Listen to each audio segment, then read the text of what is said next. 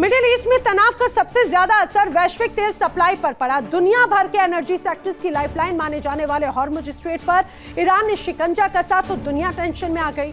फिलहाल समझौते के बाद स्ट्रेट ऑफ हॉर्मुज खुल जाने का दावा किया जा रहा है। जहाज निकलने शुरू भी हो गए, लेकिन हालात सामान्य होने में अभी भी लंबा वक्त लगने की आशंका जताई जा रही है। दिखाते हैं आपको एक रिपोर्ट।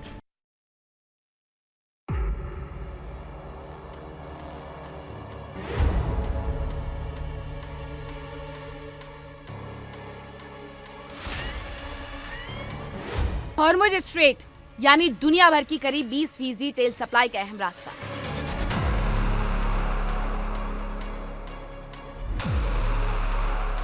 युद्ध के पहले यह आशंका जताई जा रही थी कि ईरान इस पर शिकंजा कसेगा और दुनिया की तेल सप्लाई थम जाएगी।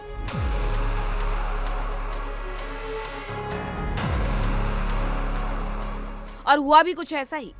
ईरान ने दुनिया की तेल और गैस की सप्लाई रोक दी, तो वहीं दूसरी ओर अमेरिका ने भी ईरान पर दबाव बनाने के लिए हॉर्मुज पर नाकेबंदी कर दी।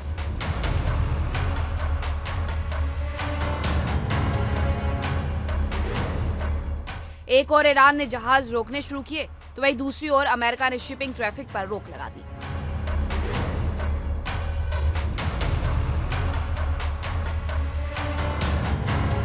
फिलहाल समझौते के बाद अब हॉर्मुज से जहाज निकलने शुरू हो गए हैं। बताया जा रहा है कि समझौते के अनुसार 60 दिन तक हॉर्मुज से जहाज बिना कोई शुल्क दिए गुजर सकते हैं, लेकिन यहां हालात जल्द सामान्य होते नहीं दिख रहे।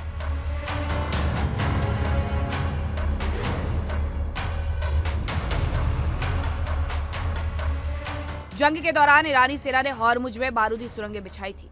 कई रिपोर्ट्स के अनुसार इनकी सटीक लोकेशन उसे खुद नहीं पता है, क्योंकि ज्यादा समय में ये माइंस अपनी जगह से डिस्प्लेस हो जाती है।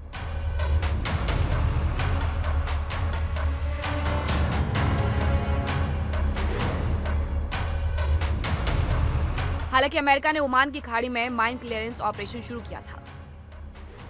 अमेरिका का अनुमान है कि माइंस को पूरी तरह हटाने में 6 महीने लग सकते हैं। उसके पहले तक कमर्शियल जहाजों के लिए यहां से निकलना खतरे से खाली नहीं है।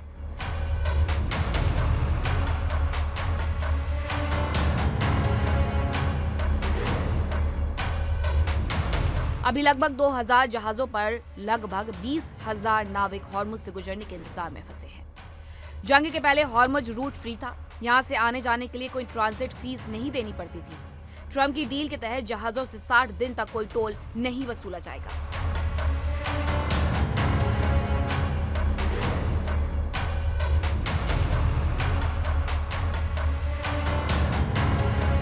ईरान का कहना है कि वो जहाजों को सुरक्षित गुजारने के लिए फीस वसूलेगा। आगे चलकर हॉर्मुज के मैनेजमेंट के लिए ईरान और ओमान के बीच एक समझौता होगा।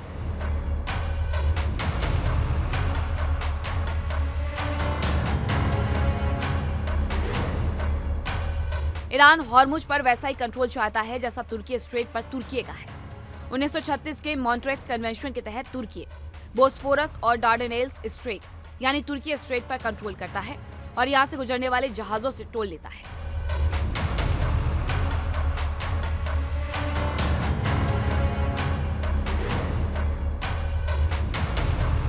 ईरान का भी कहना है कि हॉर्मुज अंतर्राष्ट्रीय समुद्री क्षेत्र में नहीं है, इसीलिए उसे इसका अधिकार है। कमर्शियल जहाजों के साथ हादसे का खतरा रहता है, इसीलिए ये तभी ऑपरेट करते हैं जब इनका इंश्योरेंस हो। इनमें मौजूद करोड़ों के कार्गो का भी बीमा होता है।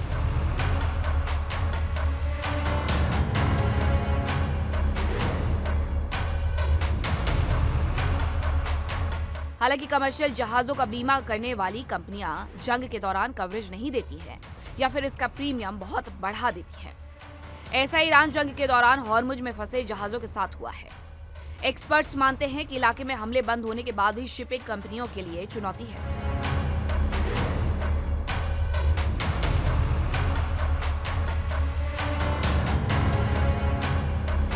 समझौते के बाद भी प्रीमियम के रेट्स बहुत ज्यादा हैं, जो कई हफ्तों तक बने रह सकते हैं।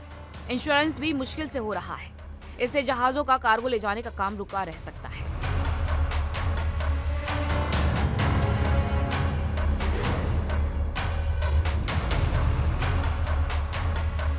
बताया जा रहा है कि पिछले हफ्ते ही अमेरिकी सेना ने 3 कमर्शियल जहाजों पर हमला किया था।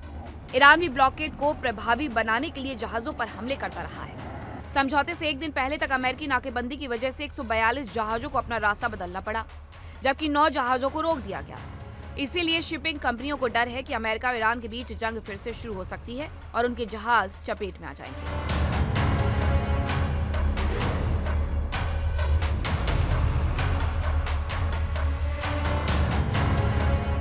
यानी साफ है कि फिलहाल ये तेल और गैस की सप्लाई का अहम अंतर्राष्ट्रीय मार्ग खुल तो गया, लेकिन हालात सामान्य होने में लंबा वक्त लग सकता है।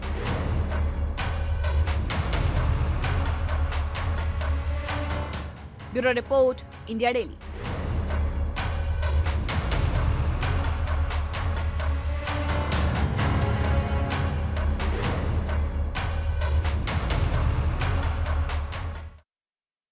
बीते 4 सालों से ज्यादा समय से यूक्रेन की जमीन जंग की आग से धधक रही है, लेकिन अब इस आग में रूस भी जल रहा है। ज़ेलेंस्की की सेना लगातार रूस पर भीषण अटैक कर रही है। पहले जो हमले बॉर्डर के आसपास होते थे, अब वो रूस के दिल यानी मॉस्को तक हो रहे हैं। तो क्या ज़ेलेंस्की की बड़ी गलती एक तरह से कही जा रही है? देखिए एक रिपोर्ट।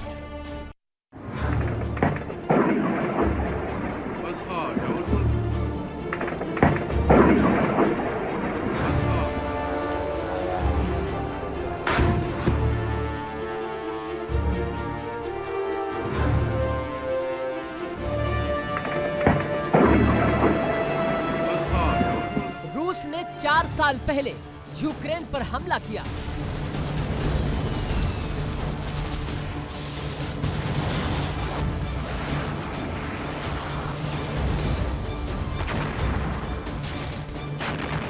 शुरुआत में कहा गया कि पुतिन के जवान बहुत जल्दी ही यूक्रेन जैसे छोटे से देश पर कब्जा कर लेंगे।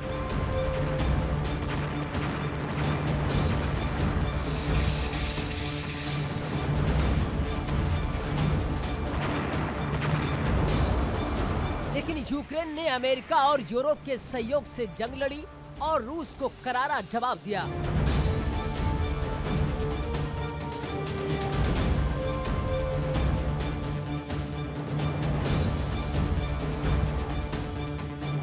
रूस की राजधानी मॉस्को दहल रही है।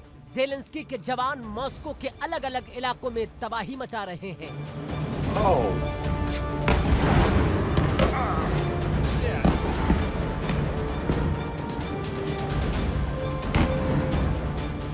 गुरुवार को यूक्रेन ने रूस पर अब तक का सबसे बड़ा ड्रोन अटैक किया।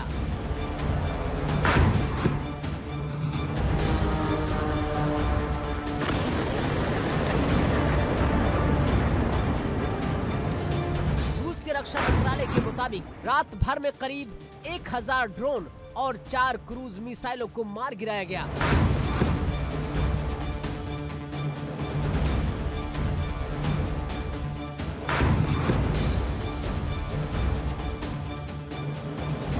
इनमें करीब 200 ड्रोन राजधानी मॉस्को की तरफ बढ़ रहे थे।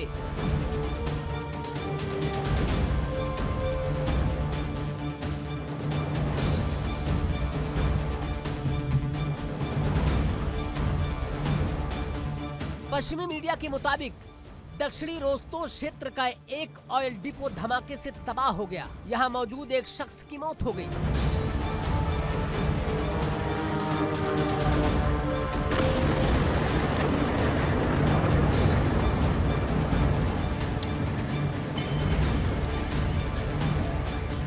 मॉस्को की कापोतन्या ऑयल रिफाइनरी पर भी हमला हुआ। विस्फोट के बाद ऑयल डिपो टैंक का ढक्कन कई मीटर ऊपर उछल गया और आसमान में काले धुएं के गुबार छा गए।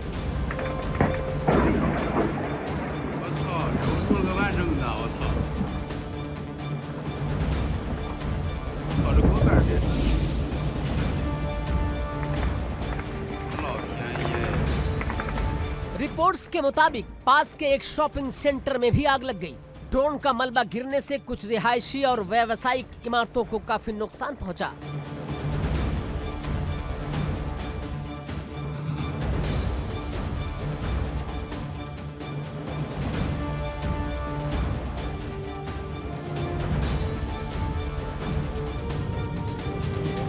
कई ऊंची इमारतों को खाली कराया गया। हमले के बाद मॉस्को के हवाई अड्डों पर कुछ समय के लिए उड़ानों पर रोक लगाई गई।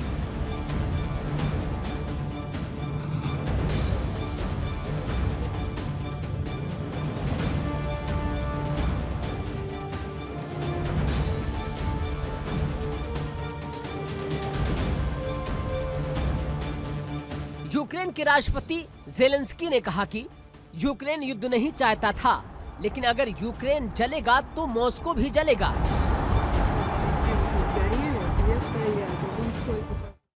देखिए इंडिया डेली 24/7 अब आपके स्मार्ट टीवी पर। इंडिया डेली मौजूद है सभी डिजिटल प्लेटफॉर्म पर लाइव और लगातार। इंडिया डेली 24/7 हर दिन राष्ट्र को समर्पित।